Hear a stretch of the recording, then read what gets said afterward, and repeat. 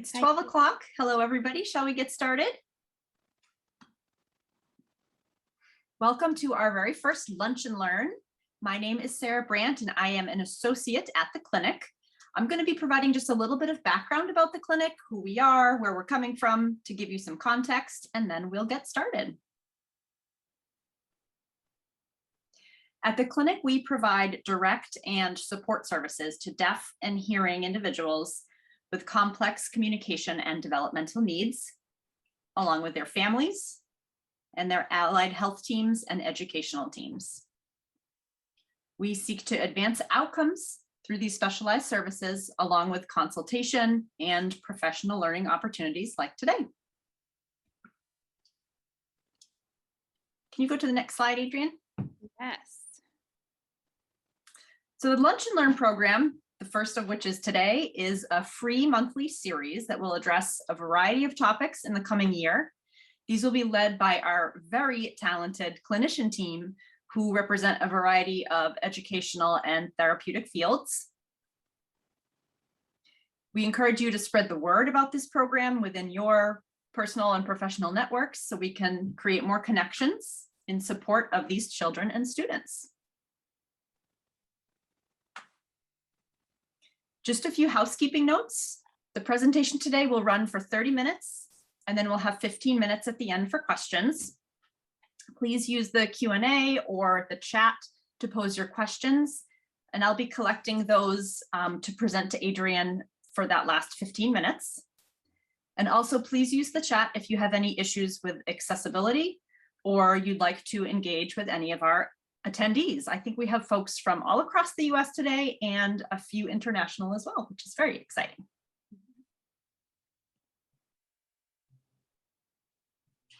I'm very thrilled today to introduce Adrienne Koenig, an SLP with the clinic, who will be leading today's session called Empowering Communication through Echolalia. Adrienne? All right. Well, thank you so much for coming, everyone. We're so glad that you're all here with us. Our session today, as Sarah introduced, is Empowering Communication through Echolalia, getting started. So as Sarah introduced, my name is Adrienne Koenig, and I'm a speech language pathologist here with the clinic at CCC BSD.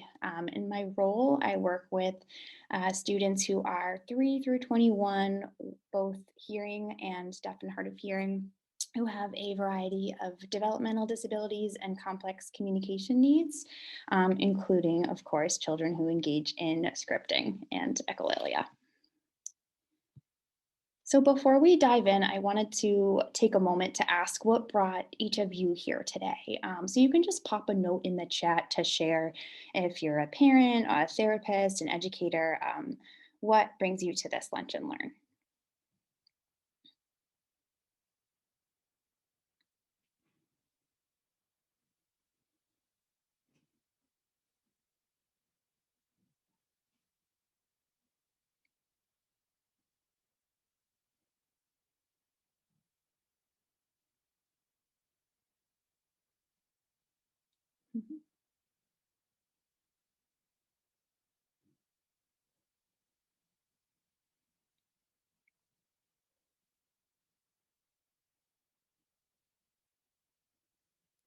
Great.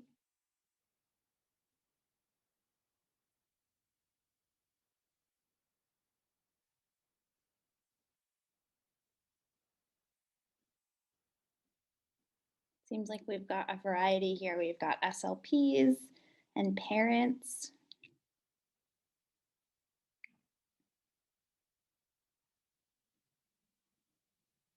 Awesome.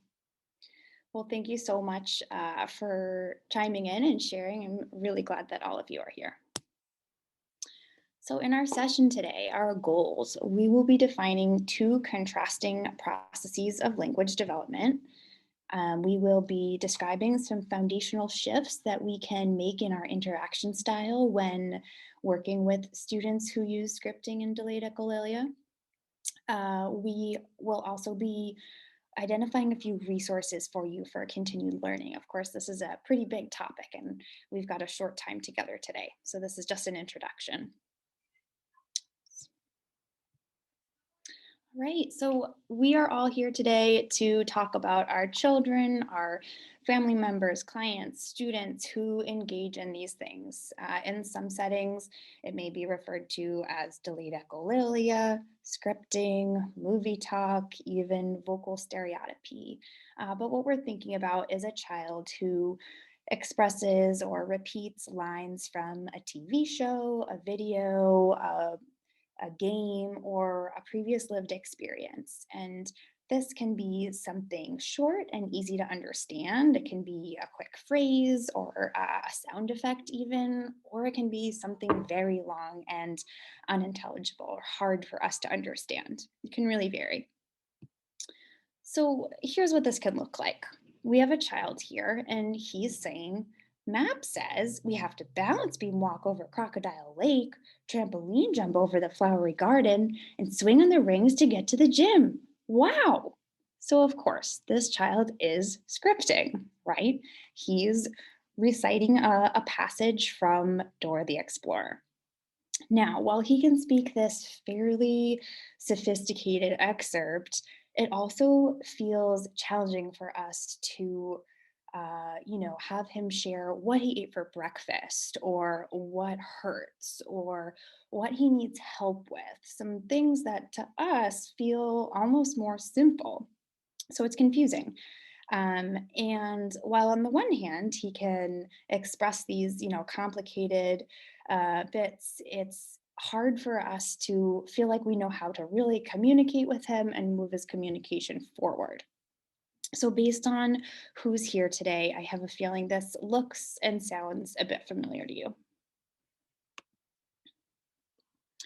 Now, in the past, scripting was thought of as meaningless, non functional, even maladaptive. And often in special education settings, even still, scripting is discouraged and not always viewed as a form of communication or something that should be acknowledged or engaged with. However, research tells us otherwise. So there is evidence of 14 functional categories for delayed echolalia and clear communicative intent. So those categories of function are different communicative functions, cognitive functions, and some self-regulatory functions. Research also tells us that meaningful acknowledgement of a child's scripts strengthens their joint engagement with us, strengthens our relationships with them, and increases opportunities for learning and communication and language development. Furthermore, research tells us that scripting actually signals a distinctly different process of language development, and those individuals require a different set of supports. That's what we'll be focusing on today. Just as there are different styles of learning, there are two different processes of language development. Now, both of these paths end in our end goal of self generated language. So, that is a child's ability to use their words in different ways in different situations to say what they want to say when they want to say it. But these two different roads look very different. On the left, we have analytic language development, which is the process that we think of as kind of expected or traditional. This is the process that we learn about in our undergraduate and graduate programs. This is the process that our milestone guides are developed based off of. You may not have even heard the word analytic before, you probably just heard it called language development. But it turns out there's another way too. So on the right, we have Gestalt processing. And this is a different and well researched process, which is very common in our kids who use scripting or delayed echolalia. I do want to emphasize that, of course, there's no right or wrong way to develop language, and it's not something that we can pick. So it's inherent within a child, and um, we are here to support it. So we know now that scripting is not a maladaptive behavior. It's just the first stage of a different style of language development. It's the first stage of Gestalt language development. And sometimes our kids are stuck in that first stage. They need our help to advance, to move on. In order to gain a understanding of Gestalt processing, we'll first review the stages of analytic language development, which again is that more expected or traditional process.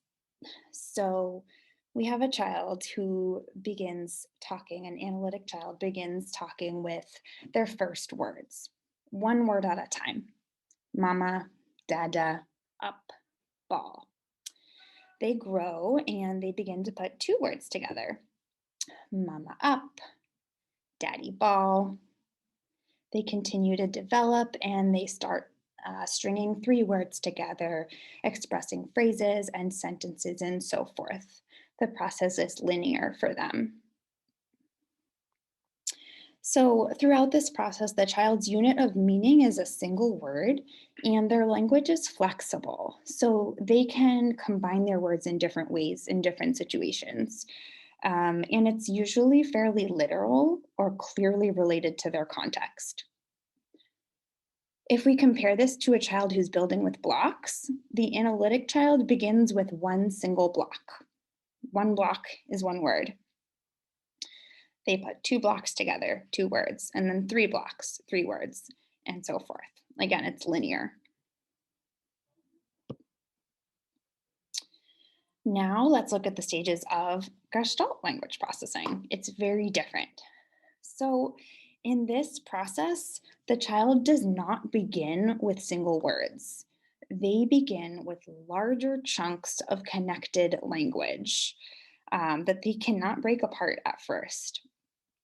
And those chunks are gestalts.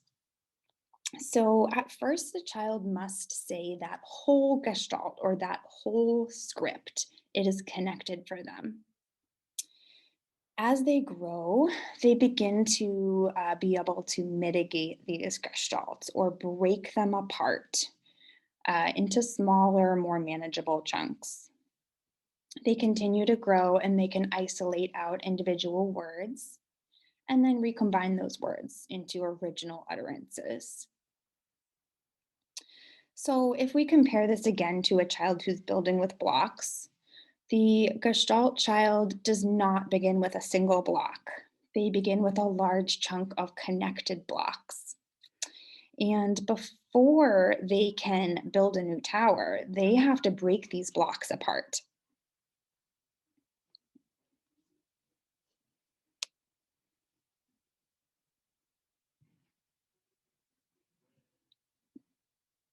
So here's an example. In the first stage of Gestalt language development, a child would express a whole script. So that may be, don't worry, I'll help you find your mama. And you'll notice when I'm going through this, I'm using the voice of the character that the script came from, because as we know from our kids, the language is pulled with the voice. It's often pulled directly. So, in the first stage, the child expresses the complete script. It could be this sentence, it could even be a much longer portion of an episode that contain that language. When they move on to the second stage, they are able to change it a bit. You might hear them substitute in a more contextually related word. So, you might hear, if they're looking for some friends in the playground, don't worry, I'll help you find the girls. And then they're able to mitigate out those individual words, help girls, and later building up something new, help find it for the girls. So, interestingly, the language does sound more sophisticated at stage one when it's pulled directly from the environment. And the simplicity and grammatical errors that we hear later on are indicators of progress, because that tells us that the child is self generating. So often our kids do get stuck in that first stage and they can't always progress through these stages on their own. They need our help with that process.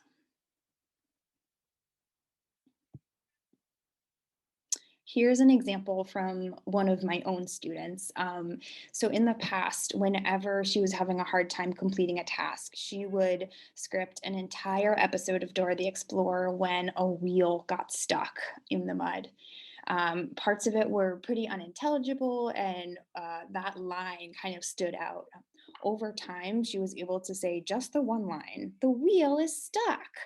And as she began to mitigate that, break it down, we started hearing things with her backpack. The zipper is stuck. With the ice cube tray, the ice is stuck. And then you can see some other examples over to the right as the language becomes more flexible. Individual words that are broken out, stuck, and then new messages that are composed. It's getting stuck. It isn't stuck anymore. Another thing to note when we're thinking about these stages, moving from the whole down to the parts, is that when a child becomes dysregulated, we're going to see them often move back a stage. So, for this example, the student has progressed to be able to say things in that stage two zone of, the zipper is stuck, the ice is stuck. But when she does become a bit dysregulated, we'll hear her go back to the original stage one unit of the wheel is stuck. So, a bit more about this now that we understand the progression that we can expect.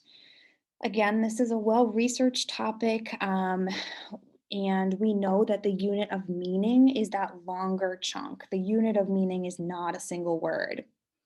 We know that the language is pulled directly from the environment and it's defined by an intonational contour. So that's that voice inflection that's rising and falling, that sing song voice. That's critical here. It's what helps the kids latch on to language and pull it out of their environment. And the meaning is derived from the emotional experience and the context that the language came from, not from the individual words themselves, which is why sometimes scripting feels to us out of context. We'll circle back to that in a bit. And what does this look like? Well, it can occur in any child with or without developmental disabilities. It can occur in neurodiverse individuals and neurotypical individuals. This is common in autistic children, as 75% of autistic children do use echolalia, but it's not limited to that population. Gestalt processing occurs in late talkers, kids who have prolonged use of jargon. This is something that we see if their scripts are too big for them, if their language chunk is bigger than their motoric abilities, we're going to hear something unintelligible that sounds like jargon. That can be a signal to us that maybe they're a Gestalt processor. We also see this in a child who used specific phrases in specific situations, and they're said the same each time. That rich voice inflection and also stuck single words. So, a child who has individual words but they can't put them together, sometimes that's because their brain is not trying to combine yet. Their brain is trying to take that language apart and break it down. And if they only have words, if they don't have those chunks, they can get stuck. This can also happen, of course, in non-speaking children, and in that group, we may see, that voice inflection, even though we can't decipher words, and also children who replay specific portions of videos. That can be a signal to us that they are a Gestalt processor. All right. So, how do I know my child's style? Well, becoming familiar with the stages and the characteristics of each is really the best way for us to do this. We've talked about how an analytic processor is going to progress from one to two to three words. Their language is going to be flexible, different in different situations. It's going to be literal. We're going to hear those semantic relationships, conceptual combinations. Their grammar will have typical errors that resolve gradually as they grow. And Gestalt processors, on the other hand, are going to have those larger language bundles, their scripts, those rich voice intonation patterns. Their language may feel inflexible, and it may feel at surface level contextually unrelated. Because again, The meaning comes from the context that it was derived from. The grammar may also be surprisingly accurate to us because, again, they pulled the language directly from the environment as a whole. So some more examples here of analytic language. Again, we see a child whose language progresses from ball to red ball to look, red ball, concretely referring to what's happening around them. Big dog when they're with their pet, and fall down or I fell when they fall. In contrast, some examples of Gestalt language. We have a child climbing on a play structure here, and he is scripting. He is saying, I know where to go find blueberries, Blueberry Hill. To get to Blueberry Hill, first you go across the icy cold river. Now, there's no river, there's no blueberries, but this is his unit of meaning for engaging in a physically difficult task. In the middle, we have a child at a birthday party who's scripting, we had such a fun trip today. What was your favorite part?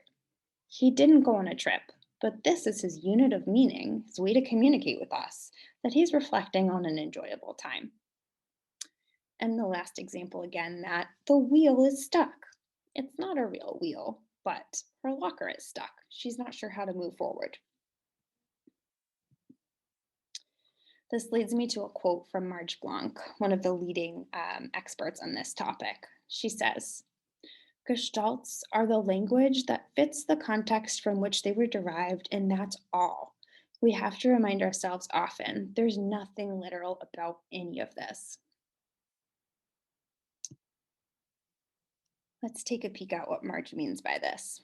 So, what a child says and what they mean often don't match directly at the surface level, and we have to do some detective work.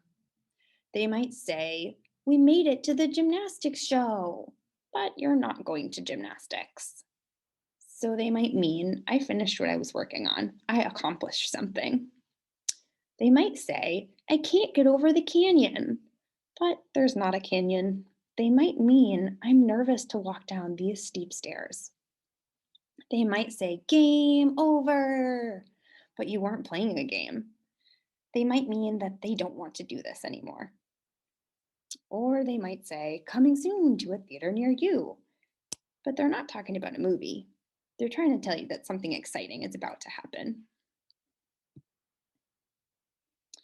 So, with these two contrasting processes of language development in mind, we can understand that an individual who's engaging in analytic language development and an individual who's engaging in Gestalt development are going to require very different supports. So, how can we support Gestalt language development? Well, first, just listen to the child. Listen for patterns in their words, in their voice inflection. Try to understand the context of their script to understand the meaning. Learn to use their voice and their intonational style. If it's a cartoon character's voice, practice using that voice yourself. It will feel silly, but you will be surprised at the increase in joint engagement and communication that will result when you model language in their voice. Join them, repeat their scripts, and respond meaningfully, even if you don't fully understand what they're communicating with you. Let them know that you're their partner, you're listening. And model new, useful, easily mitigable scripts and gestalts. We'll talk more about this in a moment. It'll be important to determine which stage of Gestalt language development the child is in. That will help you advise your specific goals and how specifically to model language. So big picture, what is our goal? We're going to be working with the child's existing language repertoire, their existing scripts, and adding to it. Just as TV is a language source for our kids who script, we can be a language source too. When we meet them where they are, learn to use their voice and style, and model language that matches their intent, we can become a language source for them. And this is the most impactful thing that we can do. We want to help them expand their repertoire of useful scripts or gestalts, and when they're ready, help them break those down to create new messages. Here's Temple Grandin, who is a self-proclaimed Gestalt processor, and she says, I get more and more phrases on my hard drive, and then I can recombine them in different ways. It becomes less tape recorder-like. So with our kids, we're trying to give them more and more gestalts or scripts for their mental hard drives. And when they're ready, we're going to work with them to recombine those in different ways. How can we do this? Well, instead of asking direct questions, we're going to model language from their point of view. They're going to pull that language directly from us. So that's why we're using their point of view. Instead of prompting them or requiring specific responses, we're going to model language options, wait, and listen. Maybe they'll repeat us, store it for later, and use it on their own. Maybe they won't repeat us right away. They might still store it and use it later on their own. Instead of using that neutral tone of voice, we really want to play with our intonation and find the voice that resonates with them, that helps them latch onto language. It's an integral part of this. And instead of focusing on word by word methods, so individual vocabulary words, expanding utterance, or any sort of sentence strip type model, we want to think about emphasizing language wholes. So model a whole phrase and model it flexibly. So model whole language units and model how to change those. Which activities can we do this in? Well, we do want to avoid things like flashcards or structured drill tasks because those tend to learn to task learning more than true language development. So we do want to do this in contexts like play and other varied, natural, motivating activities. It could be getting dressed, brushing your teeth, making a sandwich, anything that's natural and motivating and engaging for the child. Follow their lead. What type of language should we model? There's no list or bank of gestalts and scripts that we should model for our kids. It's really personalized. We want to model the language that we think that they mean. So we want to watch them and watch for their intent and then model language that fits it. The language should be developmentally appropriate, kid language, not adult language. We want to model statements rather than questions. We want to narrate. And we're using their point of view. So when they're crying, we're saying, I'm so sad. I don't like this. We can use phrases like let's, it's, and we in order to do that. Often you'll hear kids who are Gestalt processors, if they're upset, say things like, are you okay? What's wrong? Because they pulled that language directly from their environment and they're giving it back to you. We want to model language that's useful and cross-contextual, that they can use in different situations, that's powerful for them. We can model language that has common elements, but some variety too. So things like come on up, come on in, come on down, come on over. Let's go sit, let's go play, let's go eat, let's go read. And we want to model varied communicative functions. We want to model language to protest, to comment, to invite, all different functions. Now, this topic is robust, and we have really just scratched the surface today, but I hope that this has been a helpful starting place for you, and I hope you're feeling inspired to continue learning. So we'll share a few resources here that will help you continue to learn about these two contrasting processes of language development, how to identify which your child is engaging in, and what to do some more detailed information once you identify that maybe they are a Gestalt processor. Some resources to get started, of course, Marge Blanc's book, Natural Language Acquisition on the Autism Spectrum. This is probably the #1 resource for you. She reviews in depth the stages and a whole framework of what to expect and how to support our kids.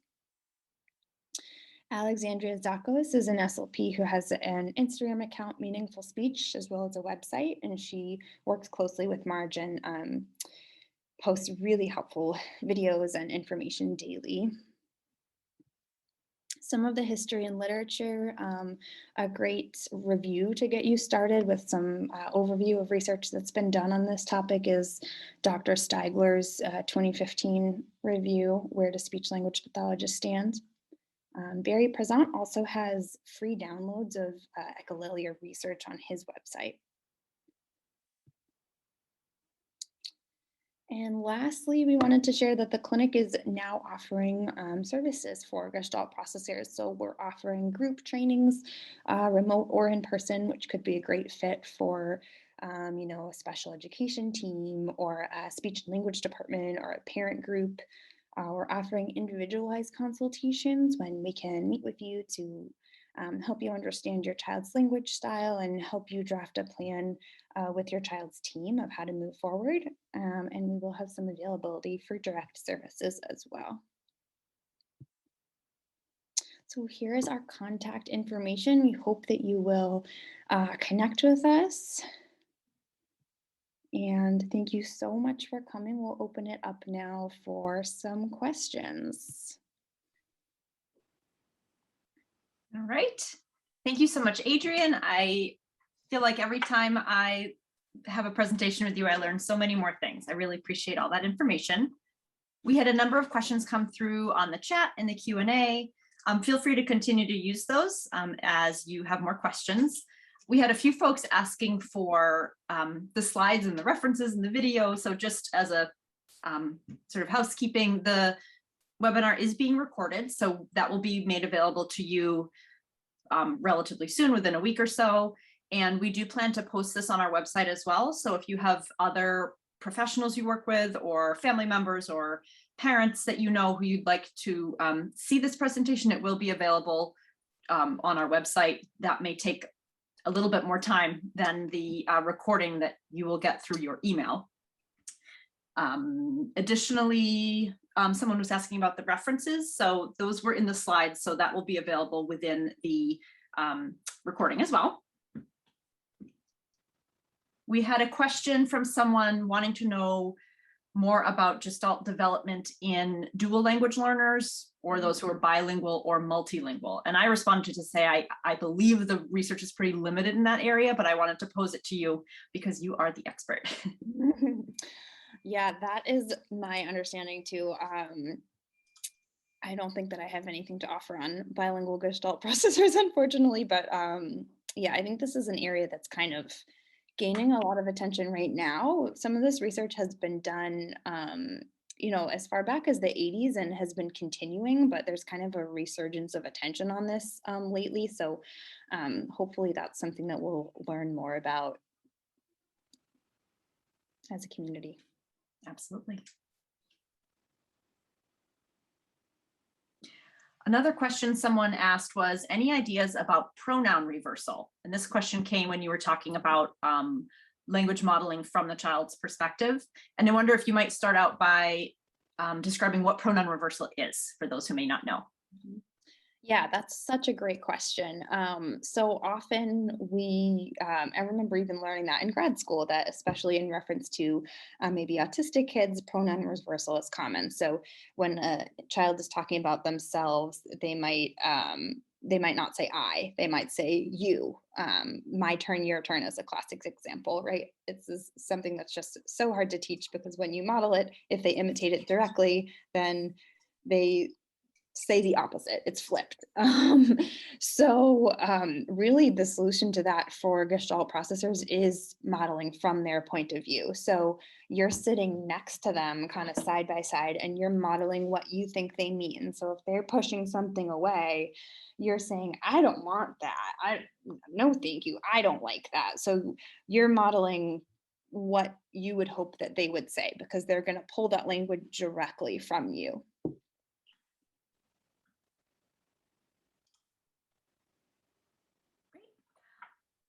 A question I think that you will like, Adrian. Do you have any suggestions how to support AAC users who may be Gestalt processors? Yeah, that's a good question. And I think this is another one of those things that kind of has people in the field scratching their heads right now because AAC systems are almost exclusively right now designed for analytic processing. They're organized, a lot of them by word order and individual words. So to my knowledge, there's not an existing, preset AAC system that's out there for Gestalt processors, but I know that a lot of folks are doing work to incorporate videos of children's scripts if they have existing scripts or recording new videos of language models and embedding those into the AAC device. I know Touch Chat, you can do that pretty easily. I think some folks have done that with Go Talk Now app as well. There is a Facebook group called Gestalt. It's either AAC and Gestalt processing or the flip order. But that's definitely a topic that people are trying to get their heads around. There's a need for it.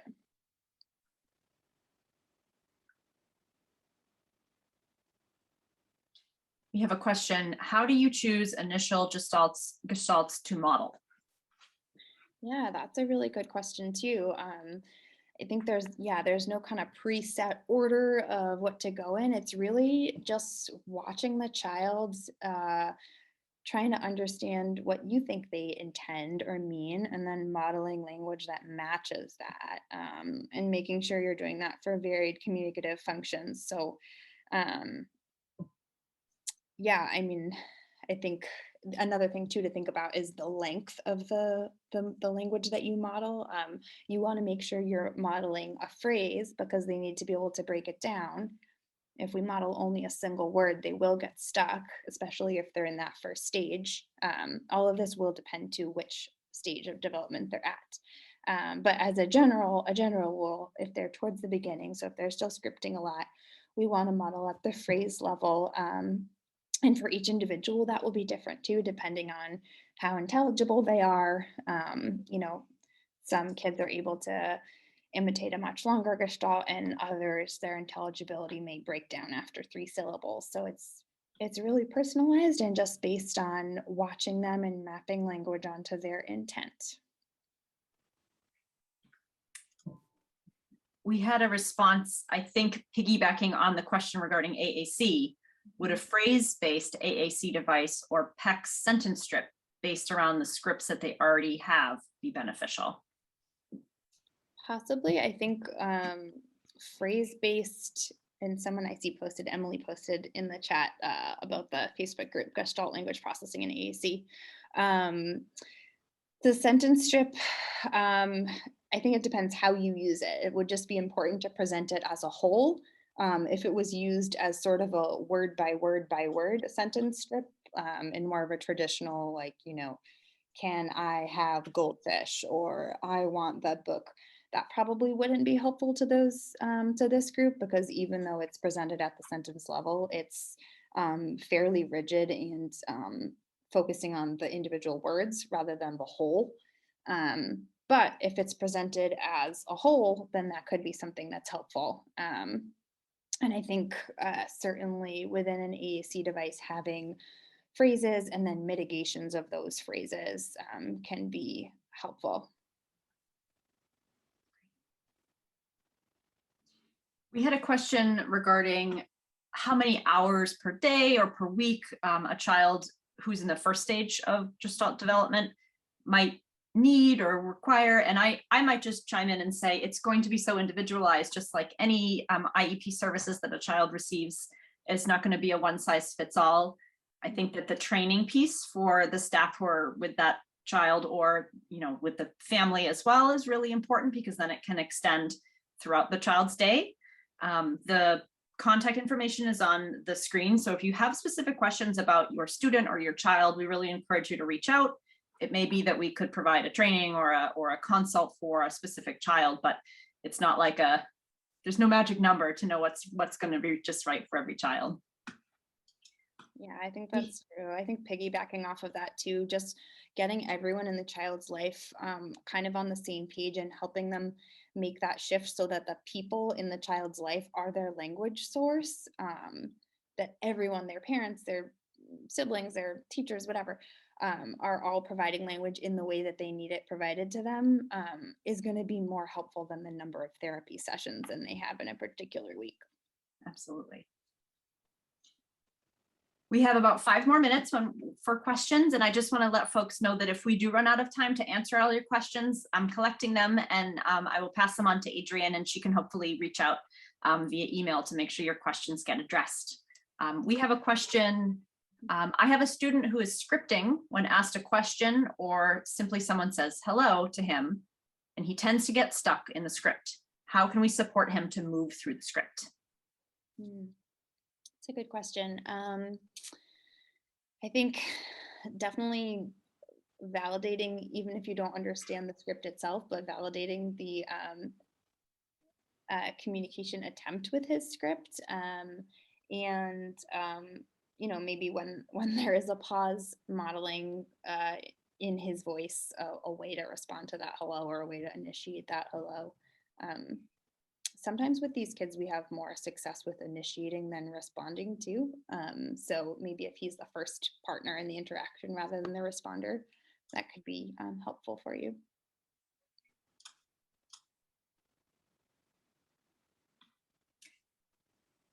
Great question here. Is there a better way to assess kids who may be Gestalt language learners? It appears that most language assessments are analytically based. Sure. Yes, that is such a good question and spot on. So I'm actually going to point you to Meaningful Speech. Her website, the Meaningful Speech website, has full modules and actually an evaluation template, which is really helpful. At this point, there aren't, you're absolutely right that our standardized assessments and milestone guides are all for analytic language learners. So the sequence isn't even, you know, reflective for these kids.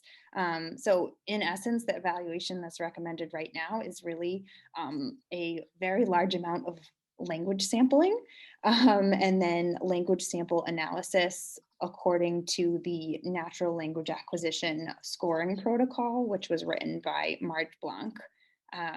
So essentially you get that, you know, really big language sample and analyze it, and then your goals and recommendations would be specifically tailored to which stage they're primarily communicating in from that analysis. Right, we probably have time for 1 or 2 more here. I want to be mindful of folks' time. We have a question. So many people want an SLP to work on speech sound production because the child is unintelligible due to their high use of jargon. What are your thoughts on this, and how would you respond to such requests?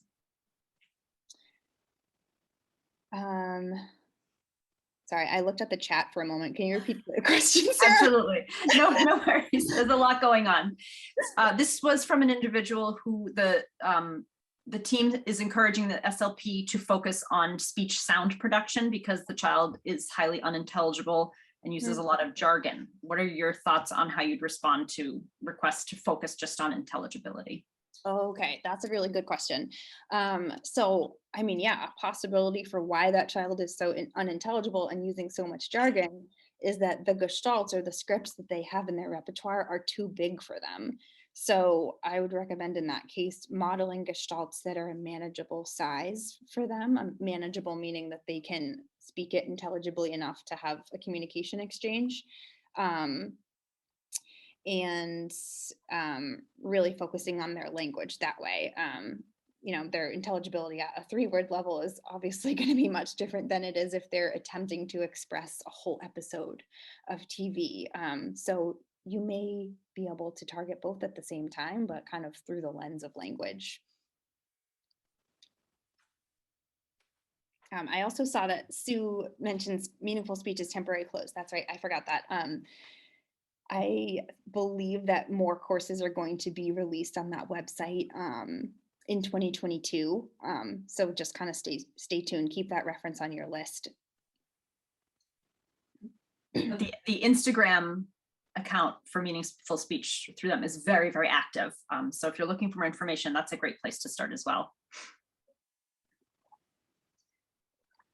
We did have a few questions that we didn't get to, so I put them down on our list here, so we'll make sure to take a look at those and reach out to folks. Once again, this has been recorded, so the recording will be available within a few days or a week or so, and we will later be posting the recording on our website, so that will be available to folks even if they weren't registered for the webinar today. I'd really like to thank Adrienne for her hard work on this presentation and all the work she has done to support these complex communicators. I'd also like to thank our interpreting team for providing communication access today. We thank all of you for attending today, and we really encourage you to keep an eye on our next Lunch and Learn series. They're always going to be the second Wednesday of the month, always at noon, same time every month. We hope to see you next time. Thank you so much for attending. Thank you. Have a great day.